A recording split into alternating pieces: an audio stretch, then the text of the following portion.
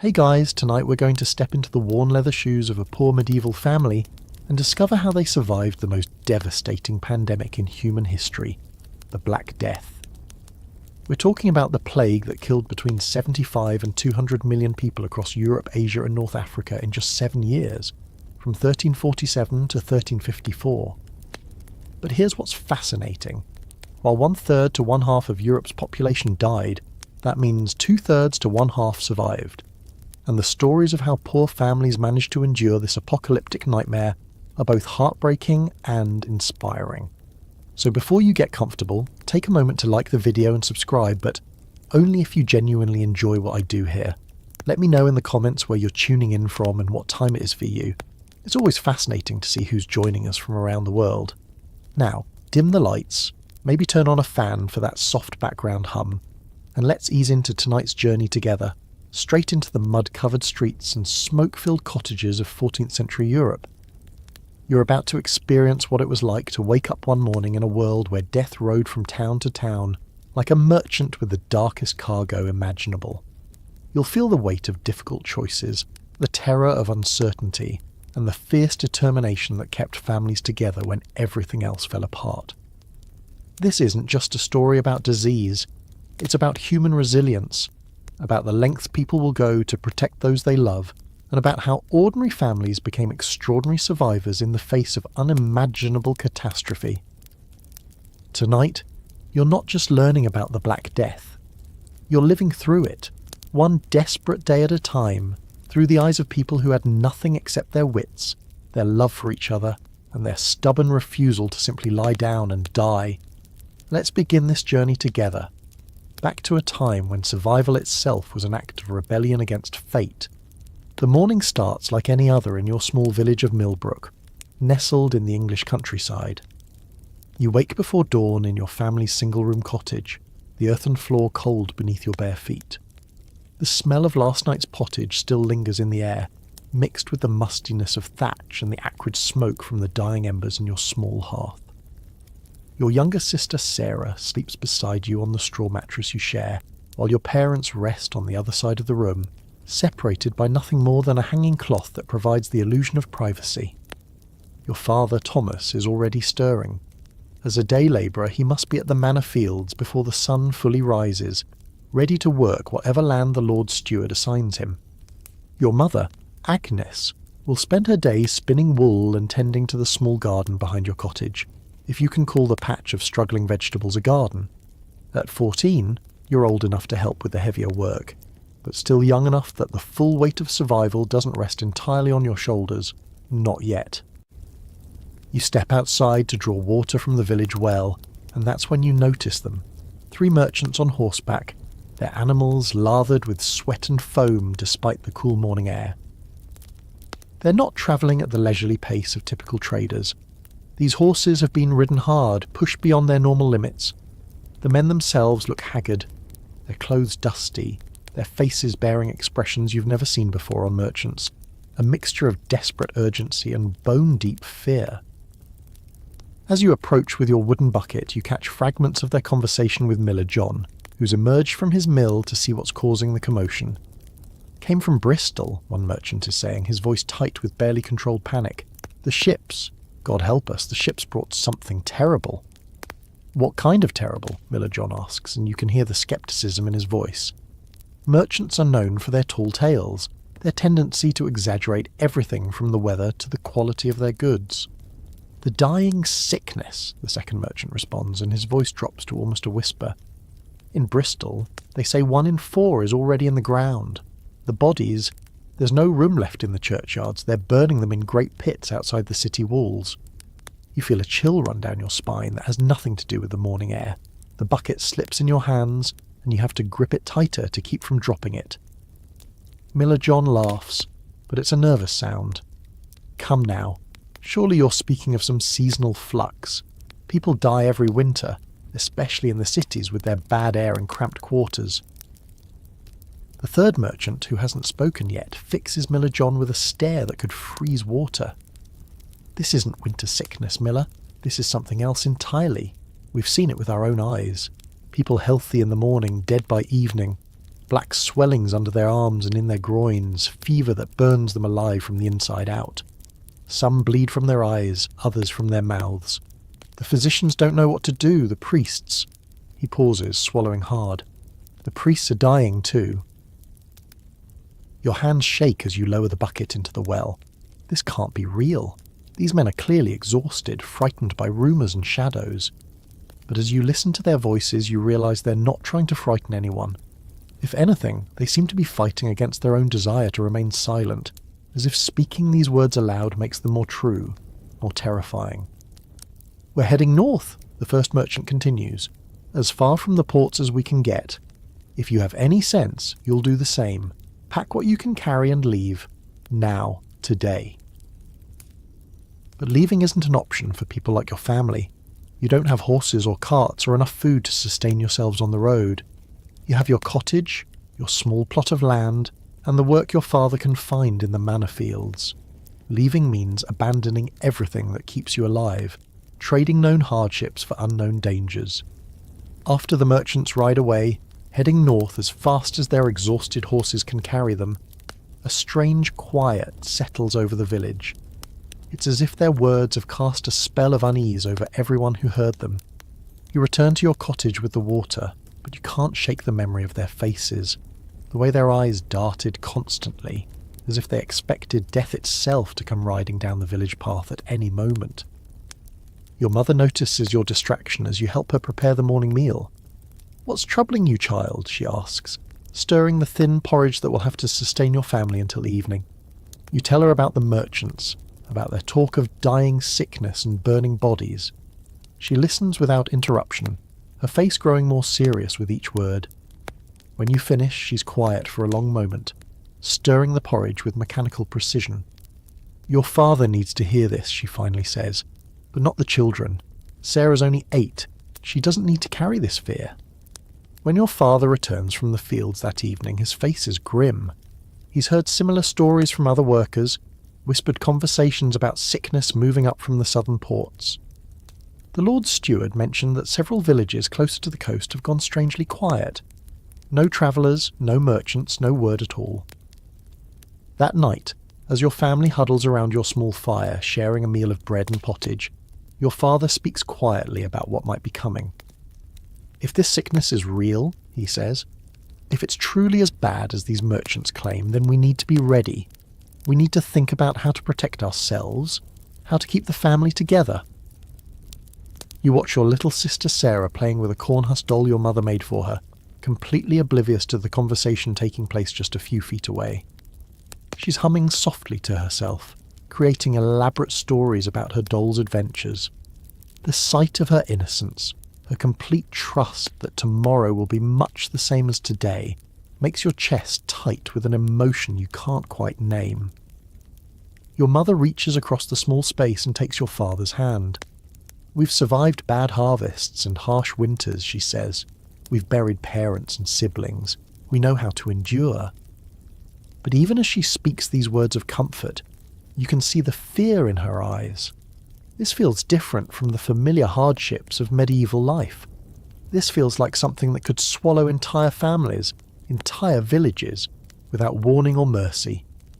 As you lie down on your straw mattress that night, listening to the familiar sounds of your family settling into sleep, you can't shake the feeling that you're on the edge of something vast and terrible. The merchant's words echo in your mind. People healthy in the morning, dead by evening. You stare up at the thatched roof of your cottage, following the patterns of straw and timber that have sheltered your family for years. Tomorrow, you'll help your father in the fields and your mother with her spinning. Sarah will play with her doll and chase the village chickens. Life will continue as it always has. But deep in your chest, you feel a new kind of awareness settling in. The knowledge that everything you've taken for granted, everything that seems permanent and unchanging, might be more fragile than you ever imagined. The world feels suddenly larger and more dangerous, full of threats that can't be fought with a pitchfork or driven away with hard work and determination. You close your eyes and try to sleep, but your dreams are filled with images of empty villages and silent church bells, of roads crowded with refugees fleeing an enemy they can't see or fight. In your dreams, you're running too, but you can never see what you're running from, and you can never find where you're supposed to be running to. 3 weeks pass after the merchant's warning, and life in Millbrook continues with determined normalcy. Your father works the fields, your mother spins wool, and you help wherever you're needed. The initial fear sparked by the merchant's stories has faded into the kind of background worry that poor families know how to live with, like concern about the weather or the Lord's mood or whether there will be enough food to last the winter. But then Geoffrey Miller's youngest son develops a fever. At first, it seems like nothing unusual. Children get sick, especially as the weather grows colder. Young Edmund is only 6, small for his age, the kind of child who catches every passing illness. His mother, Mary, keeps him home from his usual play with the other village children, feeds him thin broth, and waits for the fever to break as it always has before. But this time, it doesn't break. On the second day, you're helping your mother carry wool to the mill when you hear Mary Miller screaming. It's not the sharp cry of sudden pain or the wail of grief. It's something else entirely, a sound that seems to come from somewhere deeper than human voices normally reach. It's the sound of a person confronting something so awful that their mind can't quite process it. You and your mother rush toward the miller's cottage, joining a small crowd of neighbours who've also heard the screaming. Through the open door, you can see Mary kneeling beside a small bed, her hands covering her face. Geoffrey stands behind her, his face pale as parchment, staring down at something you can't quite see. "The swellings," he whispers to no one in particular. Just like the merchant said, black swellings under his arms. Your mother's hand finds your shoulder, her grip tight enough to hurt. "Don't go closer," she whispers, but you can hear the curiosity in her voice too. The terrible human need to see what everyone is talking about, to understand what has invaded your small world. From where you stand, you can see enough. Edmund Miller lies on his bed, his small body racked with shivers despite the fever that's turned his face bright red. Under his arms, dark lumps bulge against his skin like grotesque fruits. The smell that comes from the cottage is unlike anything you've ever experienced. Not just the usual sense of sickness, but something else, something that makes your stomach turn and your skin crawl. Father Benedict arrives, his heavy robes rustling as he pushes through the crowd. He's been the village priest for as long as you can remember, a solid, practical man who's administered last rites to the dying, blessed marriages, and baptized babies with steady hands and a voice that rarely wavers. But as he approaches the miller's cottage, you notice something different about him, a hesitation in his step, a tightness around his eyes that suggests he's wrestling with fears of his own. "Let me pass," he says quietly, and the crowd parts to let him through. You watch as he enters the cottage, kneels beside the bed, and begins to speak in Latin, his voice carrying the familiar cadences of prayer. But even from outside you can hear the tremor in his words, the way his usually confident prayers sound uncertain, almost pleading. Your mother pulls you away before you can see more, but the image of Edmund Miller's fevered face and those dark, swollen lumps burns itself into your memory. That night, as your family eats dinner in silence, you can't shake the feeling that something fundamental has changed in your world. The merchant's warnings were not tales told by frightened men. They were prophecies, and those prophecies are beginning to come true. Edmund Miller dies 2 days later, and Father Benedict performs the burial service with hands that shake as he holds the prayer book. The grave is dug in the churchyard, in the plot reserved for children, but even the familiar ritual of burial feels different now. The other villagers stand farther back than usual, and several people cover their faces with cloth. When the service is over, people disperse quickly, avoiding the usual gathering and conversation that normally follows a funeral. Within a week, 3 more families report similar symptoms.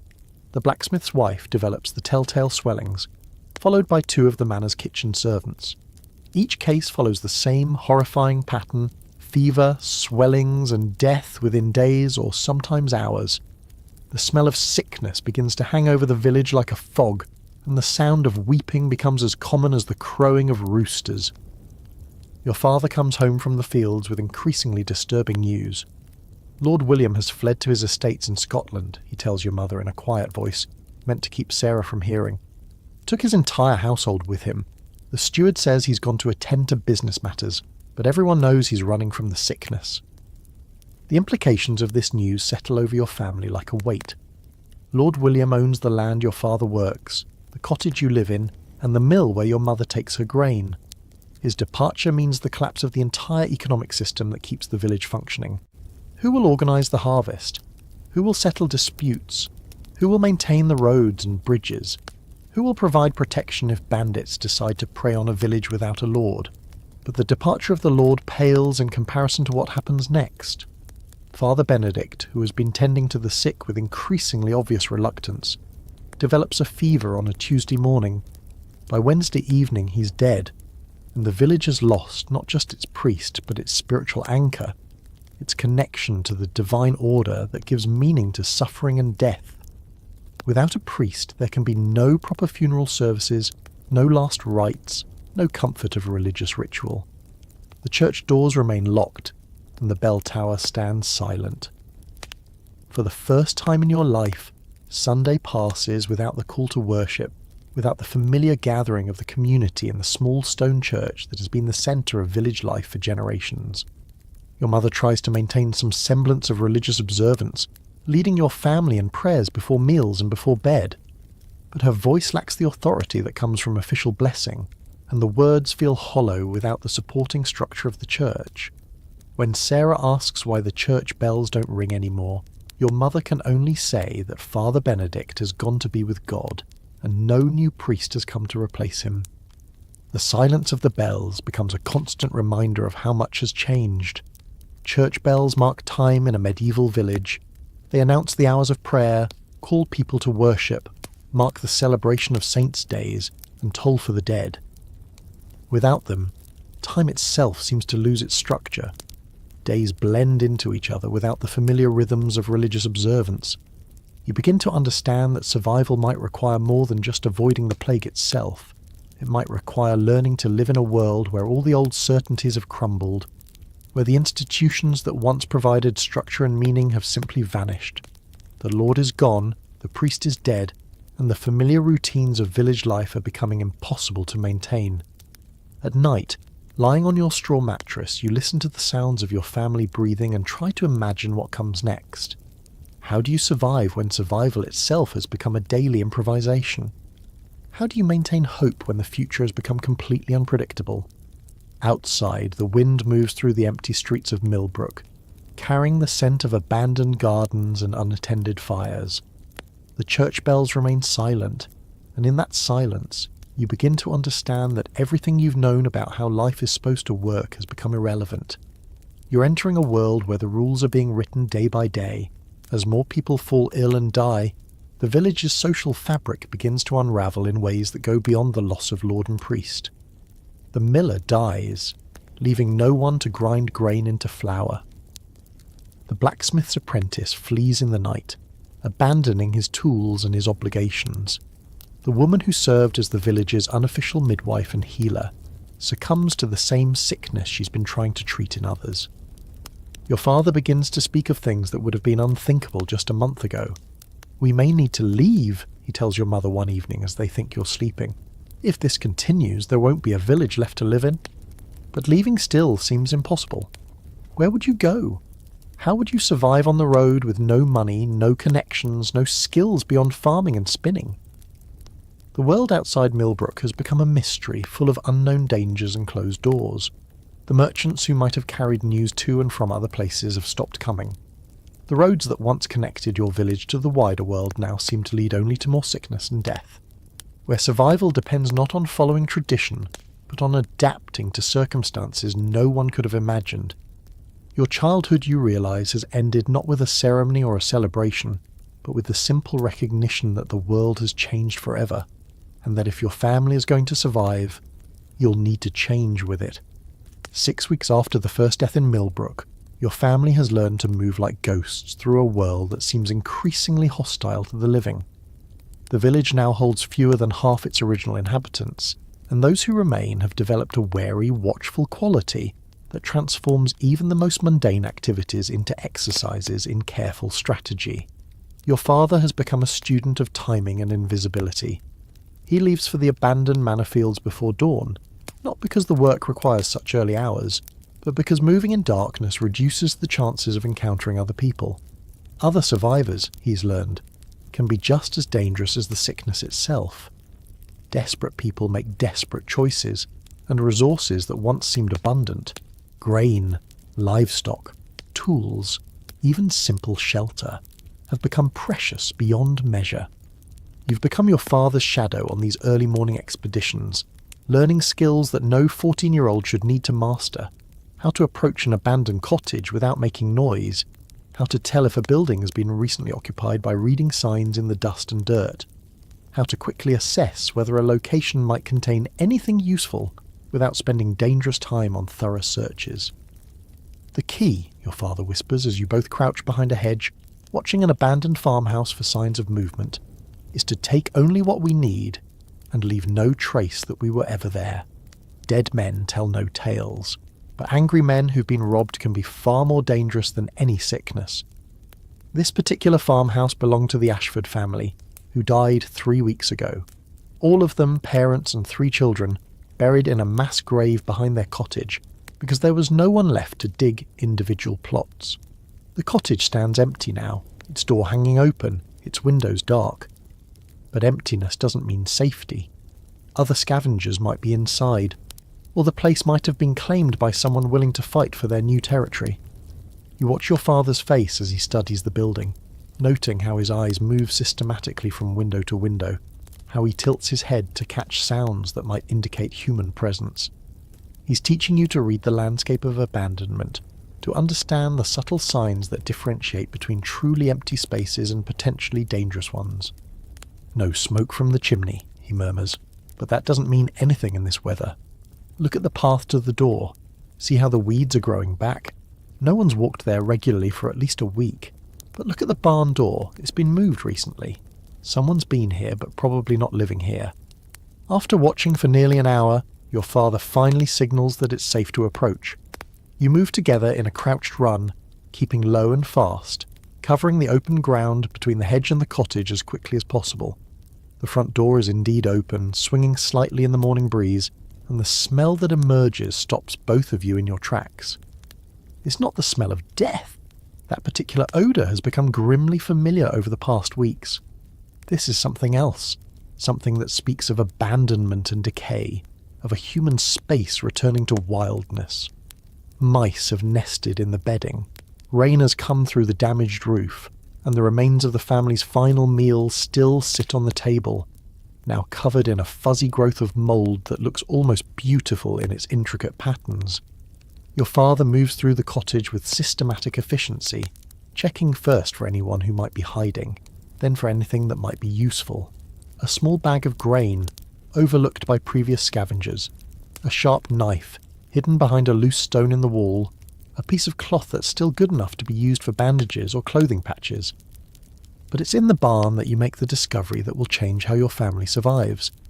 Hidden beneath a pile of rotting hay, you find a collection of snares and traps, not the crude devices that amateur poachers might construct, but sophisticated tools crafted by someone who understood the art of catching game without being caught themselves. Your father examines the snares with growing excitement. "Old Simon Ashford," he whispers. "I always wondered how he managed to keep his family fed so well. When his fields produced no better than anyone else's, he was a poacher, and a skilled one." In medieval England, poaching is a crime punishable by death. The forests and their animals belong to the lord, and taking so much as a rabbit without permission is considered theft from the nobility. But with the lord fled and the legal system collapsed, these moral and legal boundaries have become meaningless. Survival has become the only law that matters. You spend the rest of the morning learning to set the snares, finding the game trails that crisscross the forest, understanding how to position traps where they'll catch rabbits and birds without being easily discovered by other people.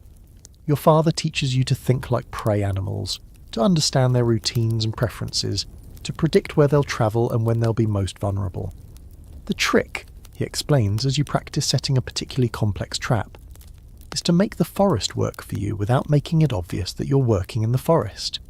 These snares need to look like natural obstacles, like fallen branches or tangles of vine. Anyone who sees them should think they're just part of the woodland, not tools crafted by human hands. But snares and traps are only part of the survival strategy your family develops.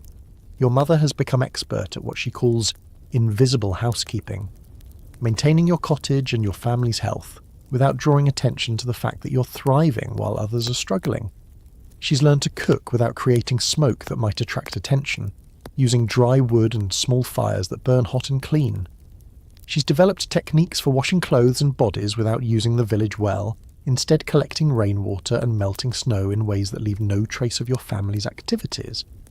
Most importantly, she's taught you and Sarah how to appear sicker and more desperate than you actually are. When other survivors occasionally pass through the village, your family has learned to present a picture of people barely hanging on, struggling just as much as everyone else. This performance requires careful attention to details, wearing your most worn and patched clothes, moving with the slow, careful gait of people who don't have much energy to spare, speaking in the quiet, cautious tones of those who can't afford to attract attention. The goal, your mother explains as she shows you how to make your face look gaunt and tired, is to be invisible. Not invisible like ghosts, but invisible like people who aren't worth bothering with. Too sick to be useful, too poor to be worth robbing, too weak to be seen as a threat. Sarah, despite her young age, has proven to be remarkably skilled at this kind of performance. She can make herself look fevered and weak at a moment's notice, can whimper and cough in ways that suggest serious illness without actually being sick. Her natural childish innocence has become a kind of camouflage, allowing her to gather information by seeming too young and simple to be worth guarding secrets from. But the psychological cost of this constant performance is beginning to show on all of you. Living in fear, always watching for threats, never being able to relax completely. It's a kind of stress that wears on the mind and spirit in ways that are hard to define but impossible to ignore. You find yourself startling at unexpected sounds, lying awake at night listening for footsteps that might indicate danger, feeling your heart race whenever you encounter another person.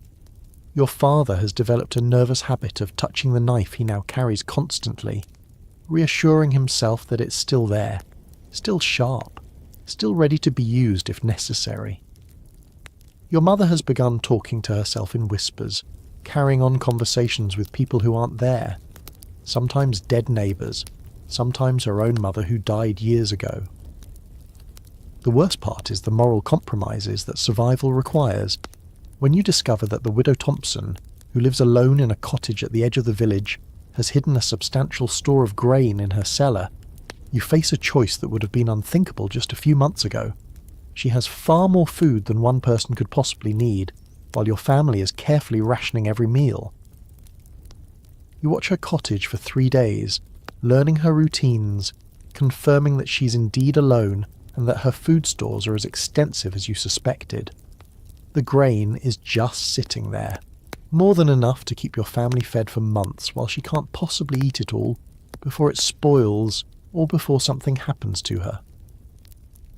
The night you and your father slip into her cellar and carefully remove about a quarter of her grain supply, you tell yourself that you're not really stealing, you're redistributing resources, you're making sure that food doesn't go to waste if something happens to her, you're ensuring that your family survives to help rebuild the village when this crisis passes.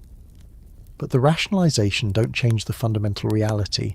You've become a thief, and the widow Thompson will wake up tomorrow to find that her security has been diminished by your actions. The knowledge sits in your chest like a stone, a weight that makes it harder to breathe, harder to look at yourself in the reflection of still water. This is what survival looks like when civilization collapses, not the dramatic battles and heroic sacrifices of the stories you've heard, but a series of small, quiet compromises that gradually transform you into someone you don't entirely recognize. Every day brings new moral tests, new situations where the choice is between maintaining your principles and keeping your family alive. As you lie in your bed at night, listening to the sounds of your family breathing, you wonder if the person you're becoming is someone you'll be able to live with when this crisis finally ends. But then you look at Sarah, sleeping peacefully beside you, and you know that you'll make whatever compromises necessary to ensure she has the chance to grow up, to live in a world where these kinds of choices are no longer required. The art of invisible survival, you're learning, is not just about avoiding physical dangers. It's about navigating the moral landscape of desperation, about finding ways to maintain your humanity while doing things that humanity would normally condemn. It's about becoming someone who can live with necessary evils, while still hoping for a future where such evils are no longer necessary. Winter arrives early in the year of the Great Dying, and with it comes a transformation of everything you thought you understood about how the world works. The snow falls on a landscape that has been fundamentally altered, not just by death, but by the complete collapse of the economic systems that once governed daily life. In this new world, the old rules about money, trade, and labour have become as obsolete as last year's harvest. You discover the extent of this transformation when you accompany your father to what was once the weekly market day in the neighbouring town of Westbridge. Before the plague, this market was a bustling centre of commerce where farmers traded grain for tools, where craftsmen sold their goods for silver coins, where merchants from distant places brought exotic items that villagers could only dream of owning. Now as you walk through the market square, you count fewer than 20 people in a space that once held hundreds. The permanent stalls stand empty, their wooden frames weathered and beginning to rot. The stone market cross, which once served as the ceremonial centre of trade, is now marked with crude symbols, warnings about plague houses, directions to mass graves, and desperate messages from people searching for missing family members. But what strikes you most is not the absence of the old market, but the presence of something entirely new. The few survivors who have gathered here aren't engaging in the familiar rituals of buying and selling. Instead, they're involved in complex negotiations that seem to follow rules you've never seen before. A woman offers a woolen cloak in exchange for information about safe roads to the north. A man trades a bag of grain not for coins, but for the promise that the recipient will help him harvest his remaining fields when spring comes. Two families negotiate an agreement where one will provide shelter while the other provides protection, with the understanding that both services are worth more than any amount of silver. Your father approaches these negotiations with the careful attention of a student learning a new language. He watches how people assess value, how they determine what constitutes a fair exchange, how they build trust with strangers in a world where trust has become the most precious commodity of all. The coins don't matter anymore, he explains quietly, as you observe a heated discussion between a blacksmith and a farmer. Look, the blacksmith has silver, but the farmer won't take it. Why? Because you can't eat silver, and there's no guarantee that anyone else will accept it in trade. But look what the farmer will take. A promise that the blacksmith will repair his plough when the weather breaks, plus 2 iron nails that can be used immediately, plus information about which roads are safe for travel. You begin to understand that you're witnessing the birth of an entirely new economic system, one based not on abstract concepts like currency or credit, but on immediate practical value. Food, tools, information, protection, skilled labour. These are the new forms of wealth, and their value fluctuates not according to distant market forces, but according to the immediate survival needs of the people doing the trading. Your family possesses several forms of this new wealth. Your father's knowledge of abandoned fields and hidden grain stores has value to other survivors. Your mother's skills with herbal remedies have become precious in a world where trained physicians have largely fled or died. Your own developing expertise with snares and traps represents knowledge that can mean the difference between eating and starving. But perhaps most valuable of all is your family's reputation for reliability. In a world where agreements can't be enforced by law or custom, where there are no sheriffs or judges to settle disputes, trust becomes the foundation of all economic activity. The fact that your family has honoured previous agreements, that you've shared information honestly, that you've provided promised services without trying to cheat or exploit. This reputation allows you to participate in the new economy in ways that would be impossible for newcomers or people known to be unreliable. You watch your father negotiate with a group of survivors who control access to a mill in a nearby village. The mill itself is damaged. Plague took the miller and his family, and vandals destroyed much of the equipment. But the building is sound. and with repair work it could be made functional again. The survivors who claim it lack the knowledge to fix it, but they have grain that needs grinding and the physical strength to provide security. The negotiation takes hours, with multiple participants contributing different elements to what eventually becomes a complex multi-party agreement. Your father will provide technical knowledge about mill repair. Another family will contribute labour and tools. A third group will supply security during the vulnerable period when people are working and can't defend themselves. In return, everyone involved will receive shares of the ground grain, proportional to their contribution, for an entire season. What fascinates you about this agreement is how it creates bonds between families that go far beyond simple economic exchange. By working together on the mill project, these groups are essentially forming a temporary community, complete with shared interests, mutual dependencies, and collective security. The mill becomes not just a tool for processing grain, but a foundation for rebuilding some semblance of social organisation. But this new economy also creates opportunities for exploitation that the old system, with its established laws and customs, would never have permitted. You witness negotiations where desperate people are forced to accept terms that heavily favour those with more resources or better information. A widow with young children trades away most of her winter food supply in exchange for protection that may or may not be genuine. A family fleeing from a plague-devastated region accepts an agreement to work another family's land in conditions that amount to indentured servitude. Your father struggles with the moral implications of participating in this system. When you discover that a family possesses valuable tools but lacks the knowledge to use them effectively, you face a choice. You could offer to teach them what they need to know in exchange for a fair share of whatever they produce. Or you could simply trade for the tools themselves, knowing that the family will likely starve without the ability to use them properly, but also knowing that your family's survival might depend on having access to those tools.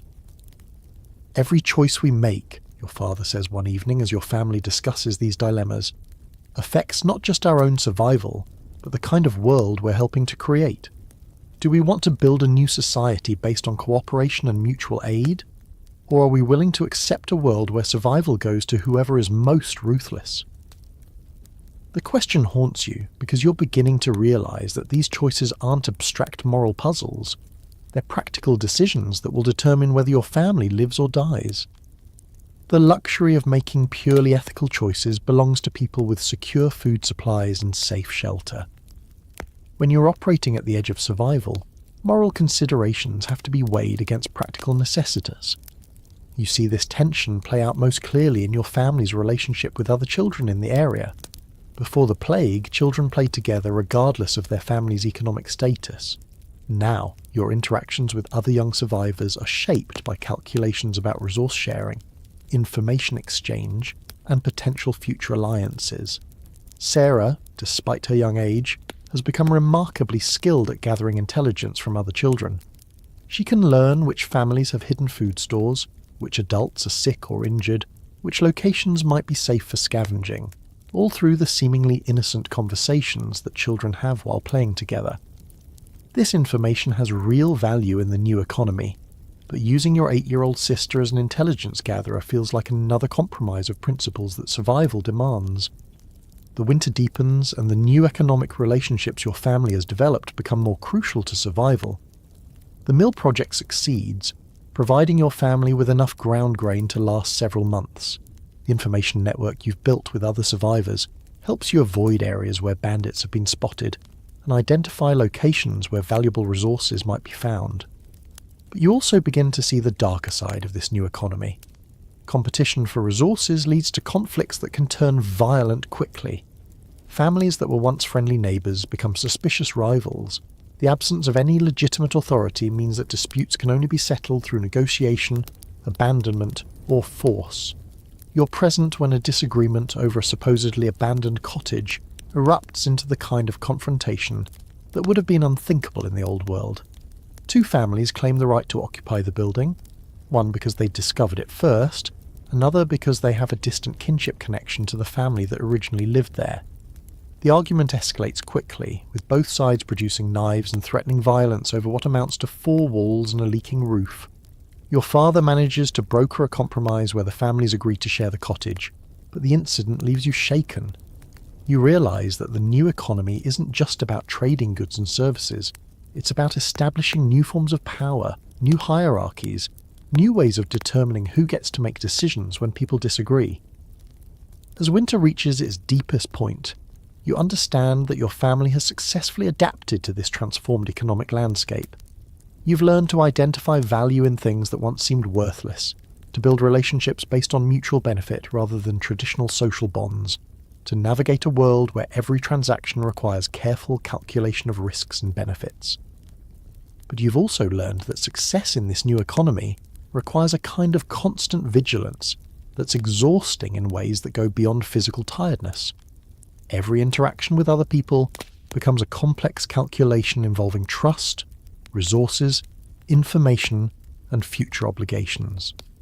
Every decision about what to trade, what to keep, and what to risk affects not just your immediate survival, but your family's position in the emerging social order.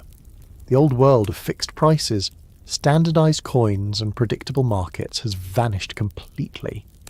In its place, you've helped build something that's simultaneously more flexible and more dangerous. An economy where human relationships are the primary currency, where survival depends on your ability to constantly adapt to changing circumstances, and where the difference between prosperity and starvation can be determined by a single miscalculation. Spring arrives with deceptive gentleness, bringing green shoots and bird song to a landscape still marked by the previous year's devastation. But you've learned not to trust the appearance of normalcy. The warm weather that once promised renewal and abundant harvests now brings new dangers. The movement of survivors from distant areas, the emergence of organised groups of bandits, and the constant threat that the plague itself might return with the trading season. Your family has survived the winter, but survival is no longer enough. You need security, and security in this new world requires transforming your humble cottage into something that can protect you from both human and natural threats. This transformation begins with your father's careful study of the abandoned manor house, where he once worked as a day labourer. The manor stands empty now, its lord fled, and its servants dead or scattered. But it was built to withstand sieges, to protect its inhabitants from the kinds of violence that were common in earlier centuries. Your father spends days exploring the building, not looking for valuable items to scavenge, but studying the principles of defensive architecture that might be adapted to your much smaller and more modest home. "Look at this," he whispers as you both examine the manor's great hall. "See how the windows are placed high in the walls, too high for someone on the ground to climb through easily. And look at the thickness of these doors, the way they're braced with iron strips. This wasn't built just to keep out the weather. It was built to keep out people who meant harm." You begin to understand that your family's cottage, with its low windows, thin walls, and simple wooden door, is essentially defenceless against anyone who might want to take what you have. But you also realise that completely rebuilding your home is impossible with your limited resources and skills. Instead, you need to find ways to strengthen what you already have while making the improvements appear natural and unremarkable. The first changes are subtle. Your father replaces the leather hinges on your door with iron ones scavenged from abandoned buildings, then adds a heavy wooden bar that can be dropped into place from the inside. To anyone who doesn't look closely, it appears to be the same door it always was, but now it would take considerable force and time for someone to break through, giving your family precious minutes to escape or prepare to defend yourselves. Your mother develops what she calls hidden storage throughout the cottage. She creates false bottoms in your wooden chests, hollow spaces behind loose stones in the walls, and concealed compartments under the earthen floor. The goal is to ensure that if your home is searched by desperate scavengers or hostile groups, they'll find only enough food and valuables to satisfy them without discovering your family's true resources. The trick, she explains as she shows you how to access a cache of grain hidden beneath the hearthstone, is to make sure that thieves find something when they search, but not everything. If they find nothing, they'll keep looking until they discover our real stores. If they find a little, they'll likely assume that's all we have and move on. But the most significant transformation involves the creation of what your father calls escape routes. carefully planned and concealed ways for your family to leave the cottage quickly if it comes under attack. These routes require significant modification to the building itself, but the work is done gradually and carefully to avoid attracting attention. Over the course of several weeks, your father and you dig a narrow tunnel that runs from your cottage's small root cellar to a copse of trees about 50 yards away. The tunnel is barely wide enough for a person to crawl through, and its entrance is hidden beneath a pile of turnips and other root vegetables. Anyone who broke into your cottage would find a normal root cellar, but your family could escape through the tunnel and emerge well away from any immediate danger. The digging is back-breaking work that must be done in absolute silence, mostly during the pre-dawn hours when other survivors are unlikely to be moving around. You and your father take turns with a small spade, removing dirt one bucket at a time and scattering it in locations where it won't be noticed. The work takes nearly a month to complete, but when it's finished, you have something that no other family in the area possesses, a guaranteed way to escape even if your cottage is completely surrounded. Sarah, despite her young age, becomes an essential part of the cottage's defensive preparations. Her small size allows her to test the tunnel and identify places where it might be too narrow for adults to pass through quickly. Her natural ability to move quietly makes her an ideal scout, able to watch for approaching strangers and report back without being detected herself. But perhaps most importantly, Sarah serves as the family's innocent face, the member who can interact with strangers without immediately triggering suspicion or hostility. When unknown groups approach your cottage, Sarah is often the first person they see playing outside with her cornhusk doll, appearing to be just a normal child in a normal family living a normal life. Her presence reassures visitors that your family poses no threat, while also giving you time to assess their intentions and prepare accordingly. Your mother teaches you and Sarah an elaborate system of signals that allow the family to communicate quietly and quickly about potential threats. A particular way of hanging laundry on the line outside indicates that strangers have been spotted in the area. The position of certain objects on the windowsill communicates whether those strangers appear friendly, neutral, or hostile. Hand signals allow for silent communication when speech might be overheard by unwelcome visitors. These defensive preparations prove their worth when your cottage is approached by what your father grimly describes as the wrong kind of survivors. Unlike the desperate but essentially peaceful families you've encountered before, this group moves with the organised purpose of people who've decided that taking from others is easier than working for themselves.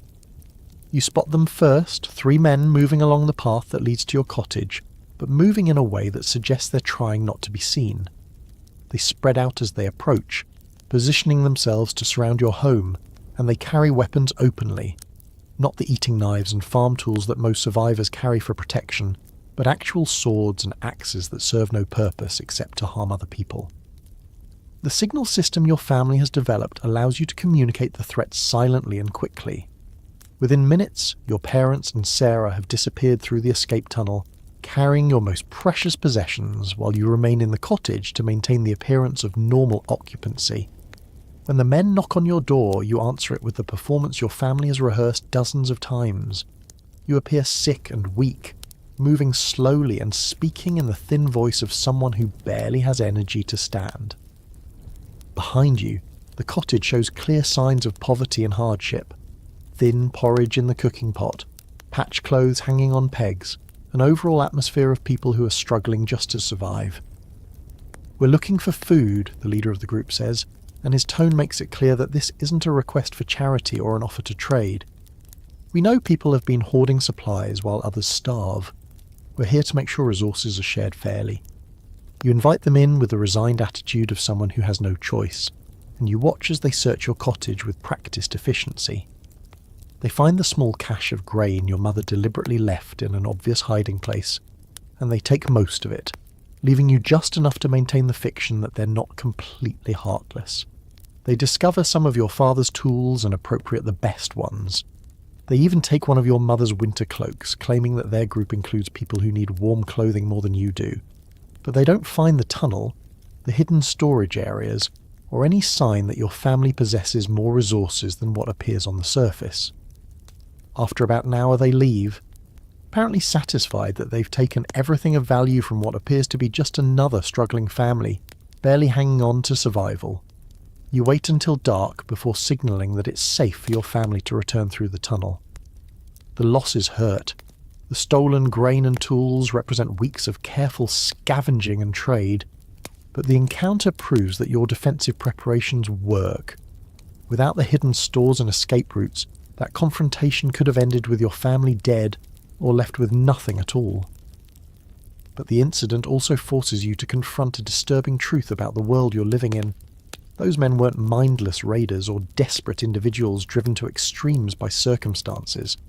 They were organised, methodical, and clearly operating according to a plan that involved systematically stripping resources from isolated families.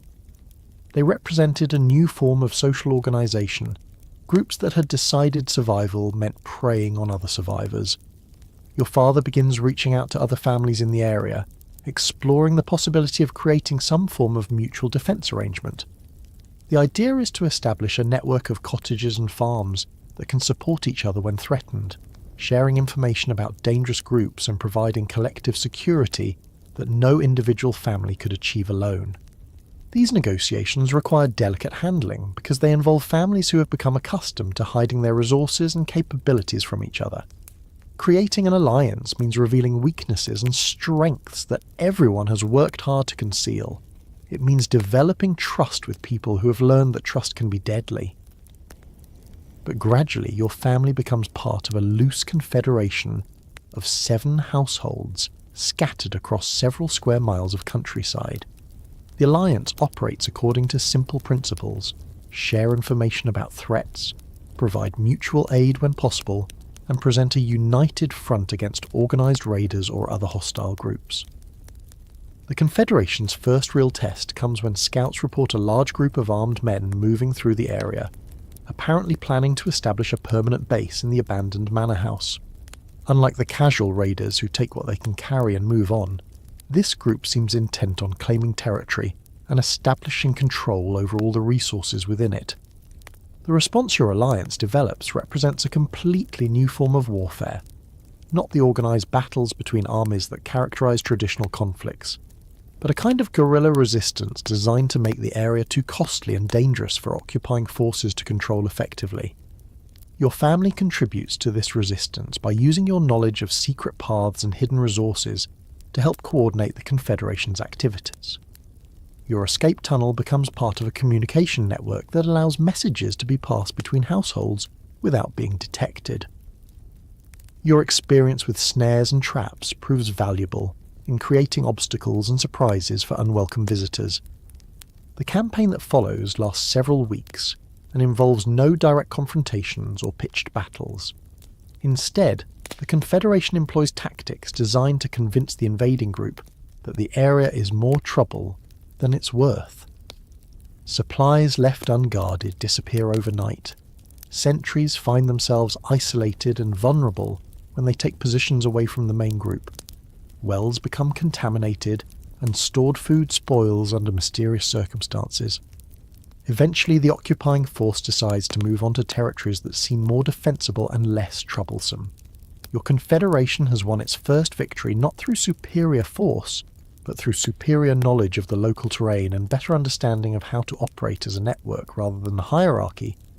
By the end of spring, your cottage has been transformed from a simple shelter into the centre of a sophisticated survival operation. The building itself is more defensible, your family has established reliable escape routes and hidden resources, and you've become part of a larger community that can provide mutual support and protection. But perhaps most importantly, you've learned that security in this new world doesn't come from hiding and hoping to avoid notice. It comes from building relationships, sharing information, and creating systems that make your family valuable enough to allies that they'll invest in your protection, while making you dangerous enough to enemies that they'll choose easier targets. The family fortress you've created isn't just a physical structure, it's a social and economic position that gives your family the power to shape events rather than simply react to them. You've become players in the larger game of post-plague survival, rather than just victims hoping to avoid notice. 2 years have passed since the merchants first brought word of the plague to Millbrook, and the world has settled into patterns that would have been unimaginable in the time before the Great Dying. Your village now holds fewer than 30 souls, scattered across cottages and farms that once housed more than 200 people. But what emerges from this devastation isn't simply a smaller version of the old world. It's something entirely new, built on foundations that the plague itself helped to create. You're now 16, old enough to be considered an adult by the standards of your time, and the skills you've developed during the plague years have made you valuable in ways that traditional medieval education never could.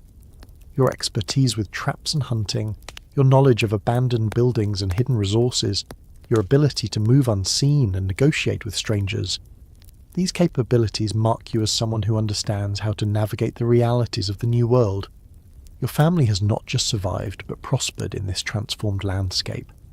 The confederation of households that began as a defensive alliance has evolved into something resembling a functional community, complete with systems for shared labour, collective security, and resource distribution that work more efficiently than many of the formal institutions that existed before the plague. But prosperity in this new world is measured differently than it was in the old. Instead of counting coins or acres of land, wealth is measured in relationships, knowledge, and the ability to adapt to changing circumstances. Your family's true treasure isn't the grain stored in your hidden caches, or the tools carefully maintained in your workshop. It's the network of allies who trust you, the reputation for reliability that makes others willing to work with you, and the skills that allow you to create value in situations where traditional forms of wealth are meaningless. This shift becomes clear when representatives from the regional lord begin appearing in your area, attempting to re-establish traditional feudal relationships. Lord Henry of Westmont has survived the plague years by retreating to a fortified castle in the mountains, and now he seeks to reclaim the lands and people that were once under his control. The representatives arrive with all the formal authority of the old system, official documents, heraldic banners, and legal claims that would have been unquestionable before the plague. They announce that Lord Henry is prepared to offer protection and order in exchange for the traditional obligations of feudal service, labour in his fields, military service when required, and a percentage of all production as tribute. But the survivors of your confederation have learned to think about authority and obligation in fundamentally different ways. The protection that Lord Henry offers is largely theoretical. His castle is days away, and his soldiers would arrive too late to help with any immediate threats. The order he promises is based on systems that proved inadequate during the crisis years, and the tribute he demands would take resources that your community has learned to use more efficiently through cooperation and mutual aid. Your father becomes one of the primary negotiators in the discussions that follow, and you observe these negotiations as a masterclass in how power relationships have been transformed by the plague years. The Lord's representatives expect deference and automatic acceptance of traditional hierarchies. What they encounter instead is a community that evaluates their proposals based on practical benefits, rather than inherited obligation. "What exactly are you offering us that we don't already have?" your father asks during one particularly tense meeting. "We have security through our confederation. We have systems for settling disputes and organising collective labour. We have established trade relationships that provide us with goods and services we can't produce ourselves. Your lord offers us the same things, but at a much higher cost and with much less reliability." The negotiations stretch on for weeks, with both sides gradually recognising that they're dealing with a fundamentally changed situation. The Lord's representatives can't simply impose the old system by force. They lack the military power to control a scattered population that has learned to disappear into the countryside at the first sign of trouble. But your confederation also recognises that complete independence isn't sustainable in the long term. You need connections to larger markets, access to specialised goods and services, and some form of protection against threats too large for your small community to handle alone. What eventually emerges is a new kind of agreement that incorporates elements of traditional feudalism but adapts them to post-plague realities. Your confederation agrees to provide a portion of its production to Lord Henry, but as a negotiated tribute rather than an automatic obligation. In return, the Lord provides access to his markets, protection against large-scale threats, and recognition of your community's right to govern itself according to the systems you've developed. Most importantly, the agreement explicitly acknowledges that the relationships it creates are based on mutual benefit rather than inherited hierarchy. If either side fails to fulfill its obligations, the other has the right to withdraw from the arrangement and seek alternatives. This represents a revolutionary change from traditional feudalism, where such relationships were considered permanent and sacred. But even as your community negotiates with representatives of the old order, you're also helping to create institutions that point toward a completely different future. The skills and knowledge that survivors have developed during the plague years are too valuable to be lost and too important to be controlled by traditional authorities.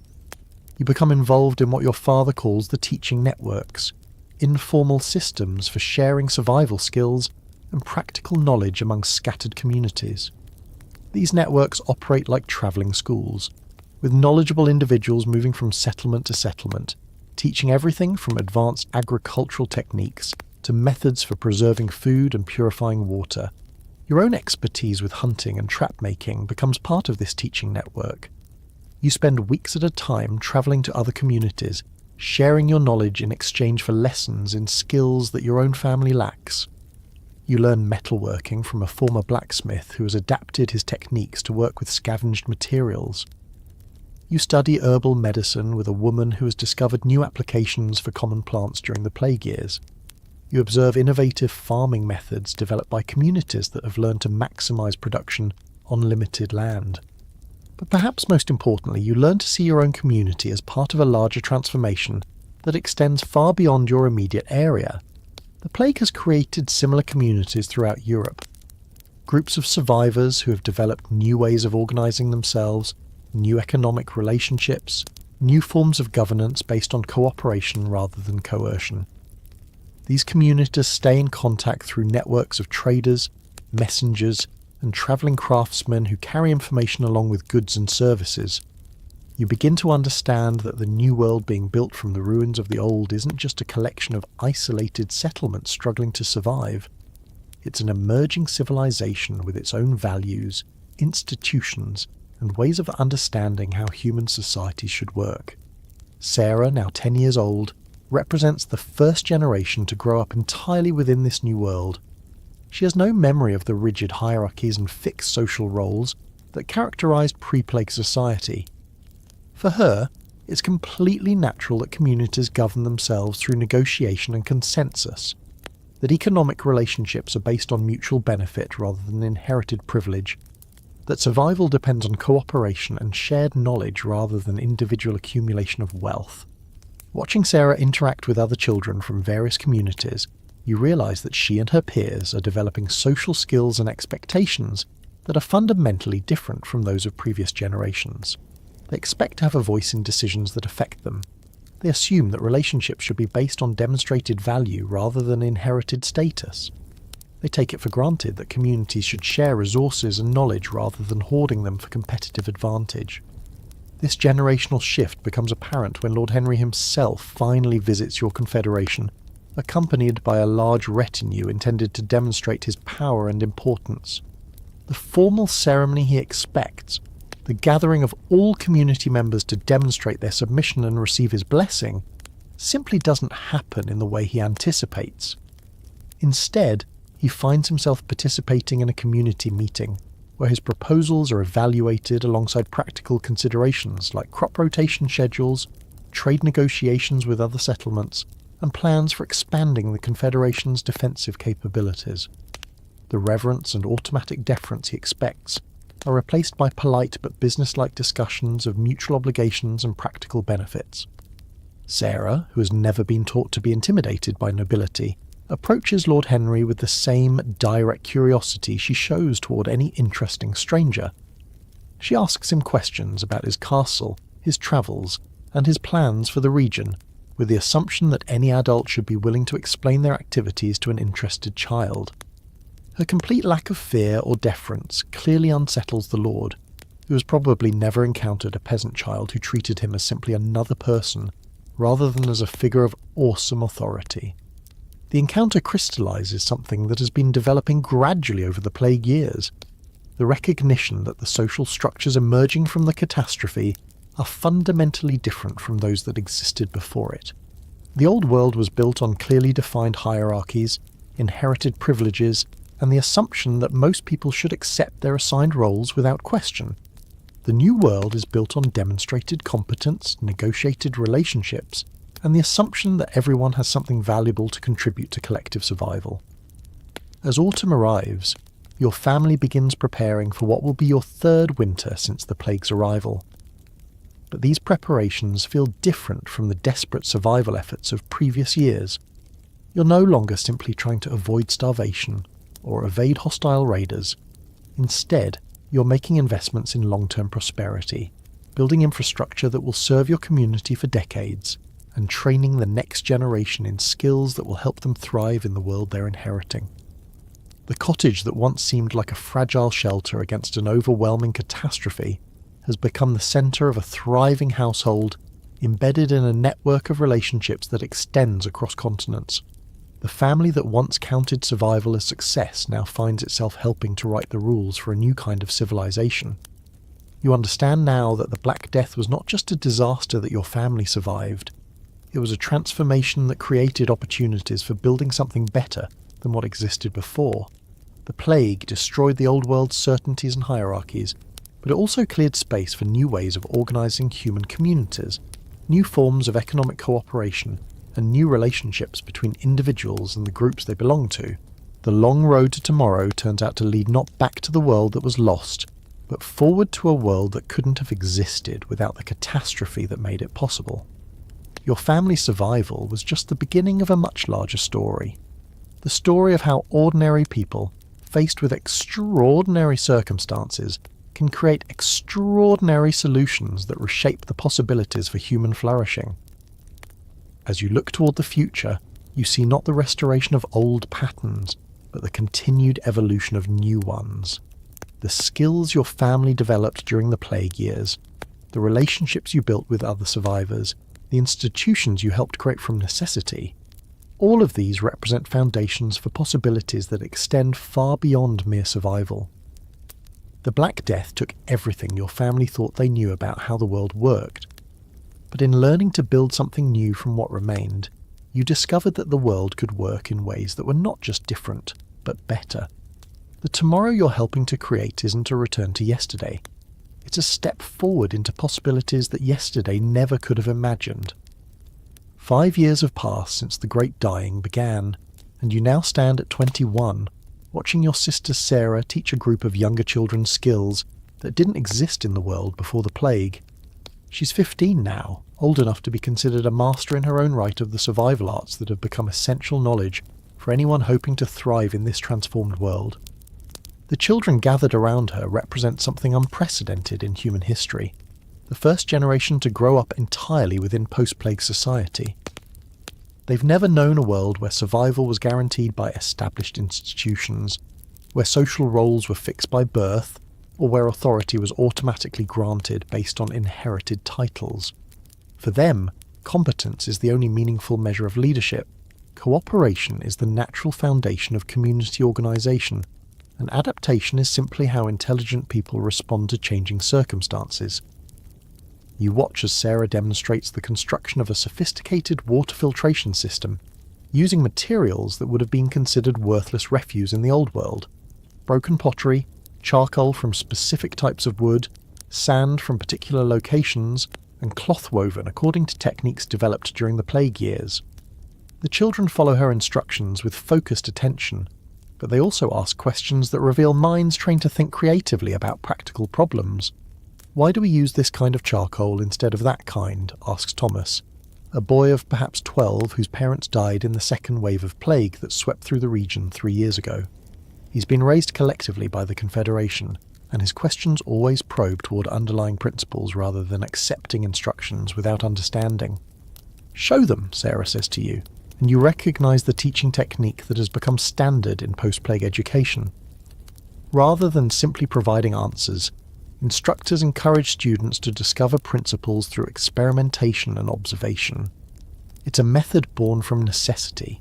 During the crisis years, there was no time for theoretical learning divorced from practical application, but it has proven to produce learners who are remarkably adaptable and innovative. You guide Thomas through a series of experiments with different types of charcoal, helping him discover for himself how variations in the source wood and burning process affect the filtering capabilities.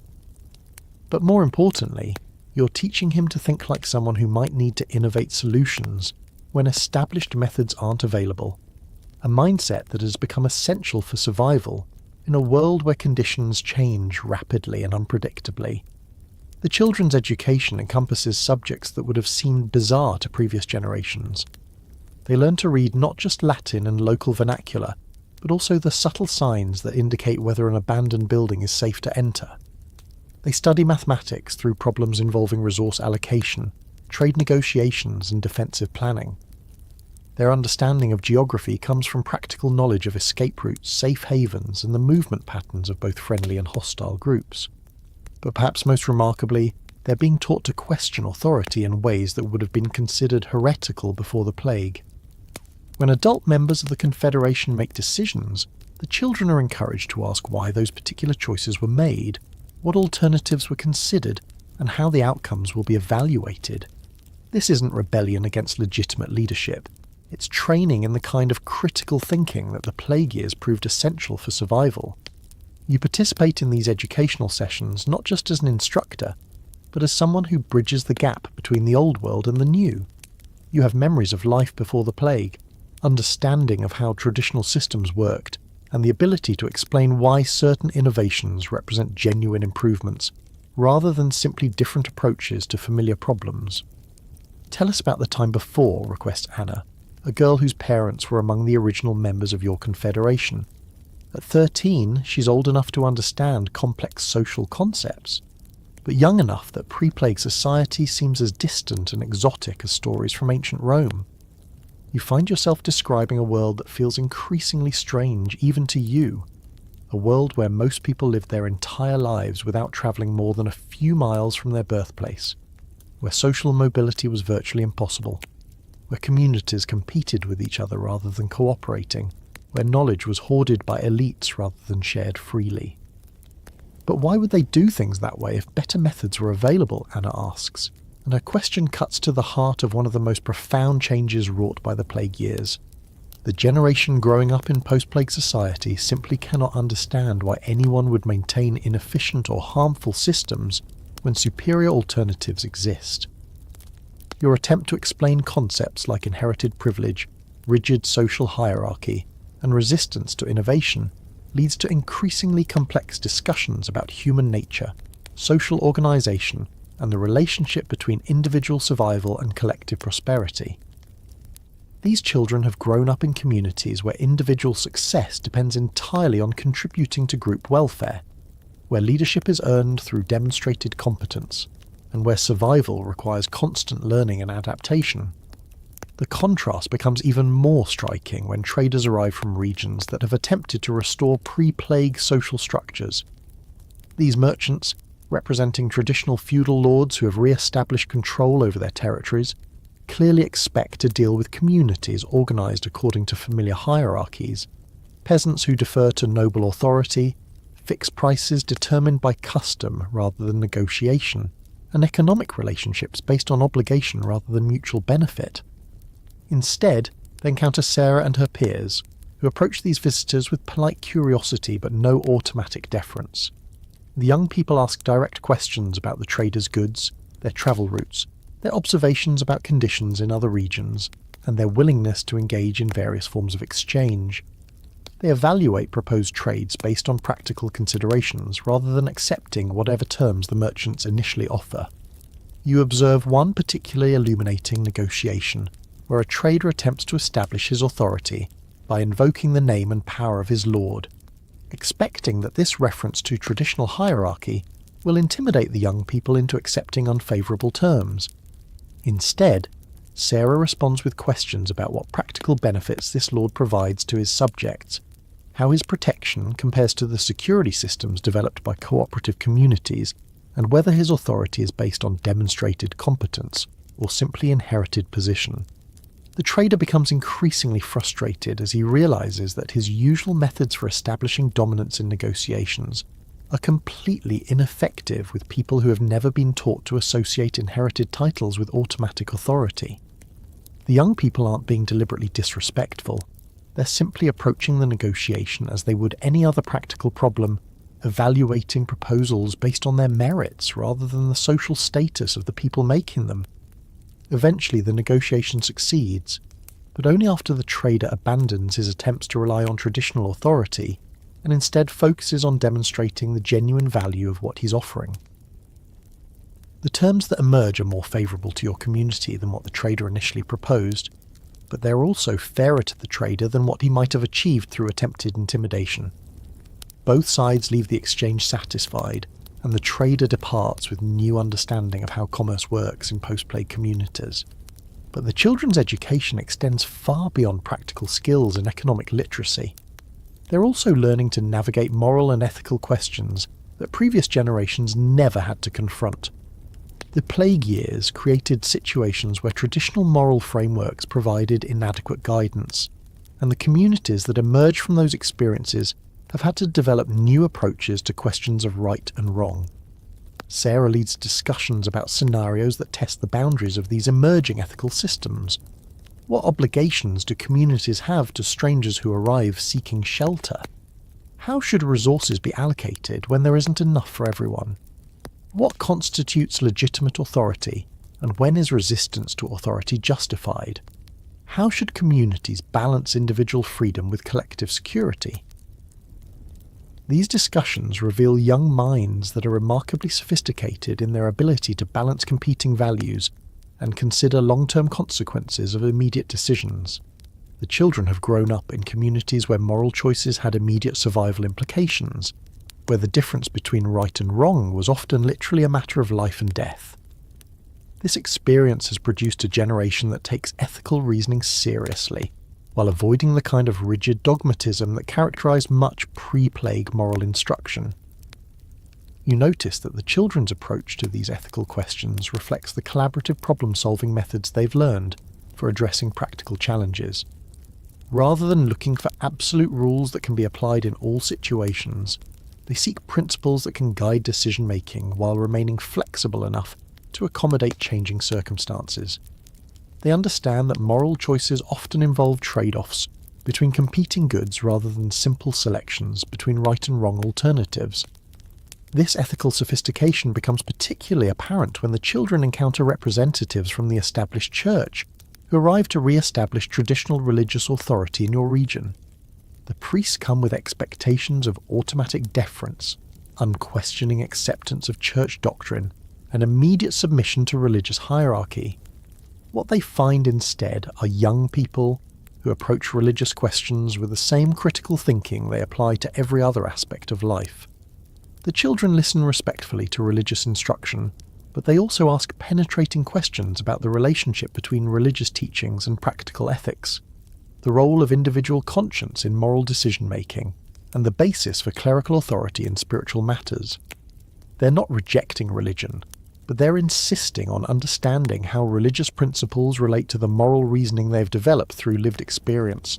One priest becomes particularly frustrated when Sarah asks why religious authority should take precedence over the ethical systems that communities have developed collaboratively through trial and error. Because, he responds with some irritation, the church represents divine will, while your ethical systems represent merely human opinion. Sarah's reply reveals the depth of thinking that characterises her generation. But how do we know that what you call divine will isn't also human opinion? And if our ethical systems help us build communities where people thrive and treat each other well, while your divine will requires us to submit to authorities who weren't present during our worst struggles, why should we assume that your approach is superior to ours? The question isn't asked with hostility or disrespect, but with genuine curiosity about the foundations of religious authority. Sarah has grown up in communities where claims about truth and value are evaluated based on their practical consequences and their consistency with observed experience. From her perspective, religious teaching should be subject to the same kind of critical evaluation as any other proposals about how people should live. These encounters with traditional religious authority reveal one of the most profound transformations wrought by the plague years. The generation that has grown up in post-plague communities has developed ways of thinking about authority, truth, and moral obligation that are fundamentally different from those that characterize pre-plague society. They're not anti-religious or anti-authority, but they insist that both religious teachings and secular authority demonstrate their value through practical results, rather than demanding acceptance based on tradition or inherited status. As winter approaches, you realize that the children Sarah is teaching represent something unprecedented in human history, a generation that has learned to think for itself in ways that previous societies actively discouraged. They've grown up in communities where survival depended on innovation, where authority was earned rather than inherited, where cooperation produced better results than competition, and where critical thinking was essential for navigating rapidly changing circumstances. These young people will soon become the leaders of post-plague society, and the principles they've learned through necessity will shape human communities for generations to come. They represent the true legacy of the families who survived the Black Death, not just biological survival, but the creation of new ways of thinking about how human societies can organize themselves to promote both individual flourishing and collective prosperity. Watching them learn and grow, you understand that your family's survival during the plague years was just the beginning of a much larger transformation.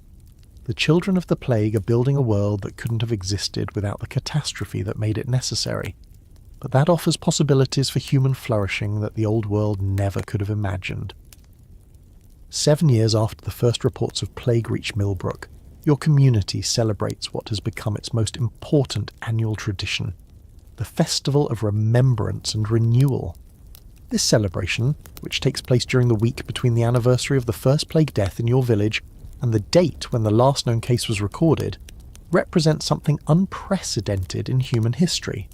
A festival that simultaneously honours the dead while celebrating the new forms of life that emerge from catastrophe. You stand with Sarah, now 17 and widely recognised as one of the most skilled teachers and negotiators in your confederation, watching as families from throughout the region gather to participate in rituals that would have been incomprehensible to pre-plague society. These ceremonies blend elements of traditional religious observance with innovations born from the plague years, creating new forms of meaning that reflect the transformed world in which these communities now live. The festival begins with the recitation of names, where representatives from each community read aloud the names of those who died during the plague years. But this isn't simply a memorial service focused on grief and loss. After each name is spoken, another voice calls out something. That person contributed to the survival of others, a skill they taught, a resource they shared, an innovation they developed, or simply an act of courage or kindness that helped others endure. Margaret Miller, calls out Geoffrey's surviving son, now a young man who has learned to operate the rebuilt mill that serves the entire Confederation, who taught us that grain could be stored in sealed pottery vessels to keep it safe from mice and moisture. Thomas the blacksmith, responds Anna, whose metalworking skills were learned from techniques that Thomas developed before his death, who showed us how to forge tools from scavenged metal when traditional methods weren't available. Father Benedict, says your own father, his voice carrying complex emotions as he remembers the priest who struggled with fear during the plague's early days, who stayed to tend the dying when he could have fled, and whose courage helped others find their own. The recitation continues for hours, transforming what could have been simply a catalogue of loss into a celebration of how the dead continue to live through the knowledge, skills, and innovations they passed on to survivors. Children who never knew these people learn their names and contributions, ensuring that the practical wisdom born from catastrophe will be preserved for future generations. But the Festival of Remembrance and Renewal extends far beyond memorial services. The week-long celebration includes competitions that showcase skills developed during the plague years, markets where communities exchange innovations and resources, and collaborative projects that strengthen the bonds between settlements throughout the region. You participate in the annual skills exhibition, where individuals demonstrate expertise in arts that didn't exist before the plague. Sarah presents her latest innovations in water purification and food preservation, techniques that combine traditional knowledge with discoveries made through necessity during the crisis years. Your own demonstration focuses on advanced hunting and trapping methods, but also includes lessons in what you call invisible movement, the skills of travelling and gathering resources without leaving traces that might attract unwanted attention. These exhibitions serve multiple purposes beyond simple entertainment. They provide opportunities for knowledge transfer between communities, allowing innovations developed in one settlement to spread throughout the Confederation. They also serve as informal assessments of each community's capabilities, helping leaders identify resources and expertise that might be called upon during future emergencies. But perhaps most importantly, they reinforce cultural values that distinguish post-plague society from what came before. The exhibitions celebrate practical competence over inherited status, innovation over tradition, and collaboration over competition. Winners are recognised not just for individual excellence, but for their willingness to share knowledge and teach others. The festival's economic component represents an even more dramatic departure from pre-plague traditions. The great market that operates throughout the week functions according to principles that would have seemed revolutionary in the old world. Instead of fixed prices determined by custom or authority, values are established through open negotiation that considers not just immediate exchange ratios, but long-term relationships between trading partners. Communities present their surplus production not just as goods for sale, but as investments in regional prosperity. A settlement that has developed superior grain production techniques shares seeds and knowledge freely, understanding that improving agricultural productivity throughout the Confederation ultimately benefits everyone. Another community offers training in advanced construction methods, recognizing that stronger buildings in neighbouring settlements contribute to overall regional security. You observe negotiations that stretch over days as communities work out complex agreements involving shared labour, resource exchanges, and mutual obligations that extend far into the future. These agreements aren't just economic contracts. They're the foundation of social relationships that bind the Confederation together and provide security for individual families and communities. One particularly intricate negotiation involves your own community's offer to provide advanced water management expertise to a settlement that has been struggling with flooding problems. In exchange, that community offers to contribute specialised metalworking services and access to iron ore deposits that could benefit the entire Confederation. But the agreement that eventually emerges encompasses much more than this basic trade. The final contract includes provisions for educational exchanges that will allow young people from both communities to learn skills available in the other settlement. It establishes protocols for mutual aid during emergencies, with specific commitments about what types of assistance each community will provide under various circumstances. It even includes agreements about collaborative research projects aimed at developing new techniques for agriculture, construction, and resource management. What strikes you most about these negotiations is how they reflect assumptions about social organisation that have become natural to post-plague communities, but would have been incomprehensible in the old world. The negotiators assume that individual community prosperity depends on regional prosperity, that sharing knowledge and resources produces better outcomes than hoarding them, and that sustainable relationships require mutually beneficial terms rather than exploitation of temporary advantages. But the festival also includes elements that address the psychological and spiritual needs that emerge during the plague years. The ceremony of new bonds allows families and individuals to formalise relationships that developed outside traditional social structures. Sarah participates in one such ceremony, officially joining the household of Master Elena, the Confederation's most skilled healer, as both apprentice and adopted daughter. This ceremony reflects another profound change wrought by the plague years, the recognition that families based on choice and mutual commitment can be just as meaningful as those based on blood relationships. The Confederation includes numerous households that combine orphaned children, widowed adults, and individuals who chose to form new family structures based on shared values and complementary skills rather than biological connections. Your parents participate in their own version of this ceremony, formally adopting two young people whose families died in the plague's later waves. But this adoption isn't just an act of charity, it's a strategic alliance that strengthens your household by adding individuals with valuable skills while providing security and belonging to people who who might otherwise remain vulnerable and isolated. The spiritual aspects of the festival reflect the Confederation's complex relationship with traditional religious authority. While many community members maintain personal religious beliefs, the plague years taught harsh lessons about the limitations of institutional religion during times of crisis. The new traditions that have emerged blend conventional religious elements with innovations born from lived experience. The festival includes ceremonies led by traditional priests who have learned to adapt their ministries to post-plague realities.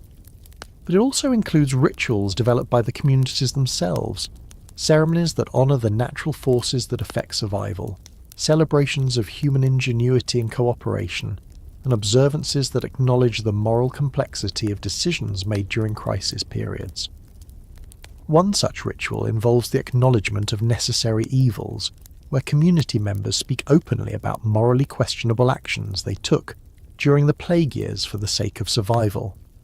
These confessions aren't seeking forgiveness in the traditional religious sense, but rather community understanding and acceptance of the difficult choices that crisis situations sometimes require. Your father participates in this ritual, describing the night your family took grain from Widow Thompson's stores. He speaks about the calculations involved, the likelihood that she couldn't consume her entire hoard before it spoiled, the certainty that your family would starve without additional resources, the careful planning that ensured she retained enough for her own survival. But he also acknowledges the moral weight of that decision, the way it violated principles of respect for others' property that had guided his entire life before the plague. The community's response isn't absolution or condemnation, but recognition that survival sometimes requires choices that can't be easily categorized as right or wrong. These rituals serve multiple functions in post-plague society. They provide opportunities for individuals to process the psychological burdens created by crisis experiences. They help communities establish shared understanding of moral boundaries and acceptable behaviour. Most importantly, they create cultural space for acknowledging that ethical decision-making in extreme circumstances requires different frameworks than those that apply during normal times. As the festival week progresses, you realise that you're witnessing the creation of traditions that will shape human communities for centuries to come. The children who participate in these ceremonies will carry them forward to their own children, gradually transforming innovations born from necessity into cultural foundations that define what post-plague civilization considers normal and natural. The final ceremony of the festival involves the commitment to tomorrow, where each community formally pledges to specific projects and goals for the coming year. These commitments go far beyond simple survival objectives to encompass ambitious plans for expanding knowledge, improving living conditions, and strengthening the bonds that hold the Confederation together. Your community pledges to establish a formal school that will systematize the teaching methods Sarah and others have developed through practical experience. Another settlement commits to exploring trade relationships with distant regions, potentially opening new sources of resources and knowledge. A third community promises to experiment with new agricultural techniques that might increase food production while requiring less labour.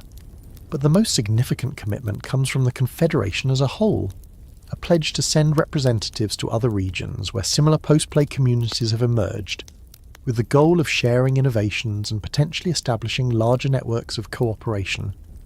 This represents recognition that the transformation wrought by the plague extends far beyond your immediate area, and that the future might involve collaboration between post-plague communities across vast distances. As the festival concludes and families begin returning to their home settlements, you reflect on how profoundly the world has changed since those first merchants arrived in Millbrook with news of a distant plague. The terror and desperation of the early plague years have given way to something unprecedented in human history. Communities that have learned to thrive through cooperation, innovation, and adaptation rather than domination, tradition, and rigid hierarchy. The traditions being established through celebrations like the Festival of Remembrance and Renewal represent more than simple customs or entertainment. They're the cultural foundation of a new form of civilization, one that honours the practical wisdom born from crisis while maintaining hope for continued progress and development. Sarah, walking beside you as your extended family returns home, represents the future that these traditions are designed to create and preserve.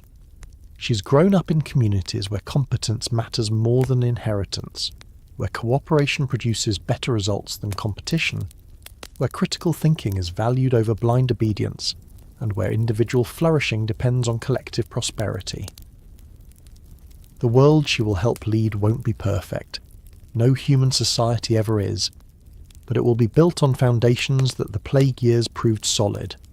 The recognition that survival requires adaptation, that security comes through cooperation, and that human communities can organise themselves in ways that promote both individual freedom and collective welfare. The Black Death destroyed the old world completely, but from its ruins, families like yours have built something new, not just different, but better. The traditions being established in post-plague communities represent humanity's best hope for creating societies that can adapt to changing circumstances while maintaining the values that make human life meaningful and worthwhile. 10 years have passed since the plague first arrived in Millbrook, and you stand now at 26, looking out over a landscape that bears little resemblance to the world of your childhood. Where once stood isolated villages struggling under the weight of feudal obligations, you now see a network of thriving communities connected by bonds of mutual cooperation and shared purpose. The transformation is so complete that visitors from regions that maintained pre-plague social structures often struggle to understand how your society functions. Your own life embodies this transformation in ways that would have been impossible in the old world. You've become what people call a bridge builder, someone who specialises in creating connections between communities, facilitating trade relationships, and helping to establish the larger networks that are gradually emerging across post-plague Europe. It's a profession that didn't exist before the catastrophe, born from the recognition that survival and prosperity in the new world depend on collaboration across vast distances. Sarah, now 21, has established herself as one of the Confederation's primary innovators, developing new techniques for everything from food preservation to conflict resolution. But more importantly, she's become a teacher of teachers, travelling throughout the region to help other communities establish the educational systems that will preserve and develop the knowledge born from the plague years. Your parents, though now in their 50s and slowing down physically, serve as living repositories of institutional memory, people who can explain how the old world worked and why the new approaches represent genuine improvements rather than simply different ways of organising human societies. Their perspectives have become invaluable for helping communities avoid repeating mistakes that previous civilizations made while building on innovations that the crisis years proved effective. The Confederation itself has grown from 7 households to more than 30 communities scattered across several hundred square miles. But growth hasn't meant abandonment of the principles that made survival possible during the darkest years. If anything, success has reinforced the recognition that cooperation, innovation, and adaptation remain essential for continued prosperity. You've participated in negotiations that have established trading relationships with similar confederations as far away as Scotland and France, creating networks of exchange that span distances unimaginable to most people in the pre-plague world. These relationships involve more than simple commerce. They represent the foundation of a new form of international cooperation based on shared values and mutual benefit rather than conquest and domination. The knowledge exchange that occurs through these networks has accelerated innovation in ways that surprise even those who participate in it. Techniques developed in one region spread rapidly to others, where they're adapted and improved before being shared again. Agricultural methods developed in Scotland prove useful in English communities. Construction techniques pioneered in France find applications in German settlements. Medical knowledge discovered in Italian communities saves lives throughout Northern Europe. But perhaps most remarkably, these exchanges have revealed that the transformation wrought by the plague was far more widespread than anyone initially realised. Similar communities have emerged throughout Europe, all developing comparable innovations and institutions despite having no contact with each other during the crisis years. The plague didn't just create isolated pockets of new social organisation, it catalysed a continent-wide transformation that is gradually connecting into something that might eventually become a new form of civilization. Your role in these larger developments has taught you to think about survival and prosperity in terms that extend far beyond your immediate family or even your local confederation. You've learned to consider how decisions made in your community might affect relationships with distant allies, how innovations developed locally might benefit people you'll never meet, and how the principles that guide post-plague society might eventually influence human communities throughout the known world. This broader perspective has revealed one of the most profound legacies of the plague years: the recognition that human survival and prosperity are fundamentally interconnected across all levels of social organisation. The crisis proved that isolated communities couldn't survive alone, that regional prosperity required cooperation rather than competition, and that long-term security depended on building relationships based on mutual benefit rather than temporary advantage. These insights have shaped the approach that post-plague communities take toward challenges that extend beyond immediate survival needs. When faced with problems like crop failures, natural disasters, or conflicts with hostile groups, the Confederation's response involves mobilizing resources and expertise from throughout the network, rather than expecting individual communities to handle crises alone. You've seen this approach work during several regional emergencies that tested the Confederation's resilience and adaptability. When flooding destroyed much of one community's grain stores, the response involved not just emergency food relief, but collaborative planning to prevent future flooding, shared expertise in crop diversification, and long-term commitments to help rebuild agricultural infrastructure. The community that received aid understood that they were incurring obligations to provide similar assistance to others when circumstances required it. This systematic approach to mutual aid has created a form of security that individual communities could never achieve alone. But it has also reinforced the cultural values that distinguish post-plague society from what came before. The recognition that individual prosperity depends on collective welfare, that leadership involves service rather than domination, and that sustainable relationships require ongoing attention to fairness and reciprocity. The children growing up in this environment represent the true measure of how completely the world has changed. Sarah's students, now beginning to have children of their own, take it for granted that communities should govern themselves through collaborative decision-making, that knowledge should be shared freely rather than hoarded by elites, that economic relationships should benefit all participants rather than enriching some at the expense of others. These young adults have never experienced the rigid hierarchies, inherited privileges, and zero-sum competition that characterized pre-plague society. For them, cooperation is simply the natural way that intelligent people approach shared challenges. Innovation is an expected response to changing circumstances rather than a threat to established order. Critical thinking is a basic life skill rather than a dangerous challenge to authority. Watching them take on leadership roles within their communities, you realize that the transformation begun during the plague years has become irreversible. Even if external forces attempted to reimpose traditional feudal structures, these young people lack the psychological conditioning that made such systems sustainable. They've grown up in communities where authority must be earned rather than inherited, where decisions are evaluated based on practical results rather than adherence to tradition, and where individual worth is measured by contribution to collective welfare rather than accumulated wealth or inherited status. This generational shift has implications that extend far beyond your immediate region.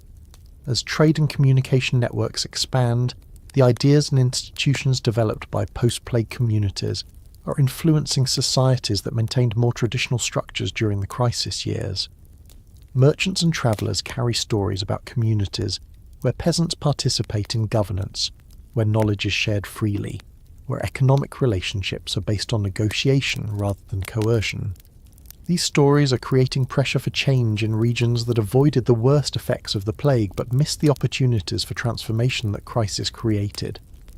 Traditional authorities find themselves having to justify systems that post-plague communities have demonstrated are neither necessary nor optimal for promoting human welfare. You've participated in several diplomatic missions to such regions, serving as an informal ambassador for the Confederation and explaining how post-plague institutions actually work in practice. These visits often involve complex negotiations, as traditional authorities try to understand whether cooperation with post-plague communities requires abandoning their own power structures. What you've learned from these encounters is that the changes wrought by the plague years represent more than simply different approaches to familiar challenges. They represent a fundamental shift in how human societies can organise themselves, a shift that makes possible forms of prosperity, security, and individual flourishing that traditional hierarchical systems simply cannot achieve. The evidence for this claim comes not from theoretical arguments, but from practical results. Post-plague communities have achieved levels of material prosperity, social stability, and individual opportunity that compare favourably with anything available in traditional societies, while also maintaining greater resilience in the face of unexpected challenges.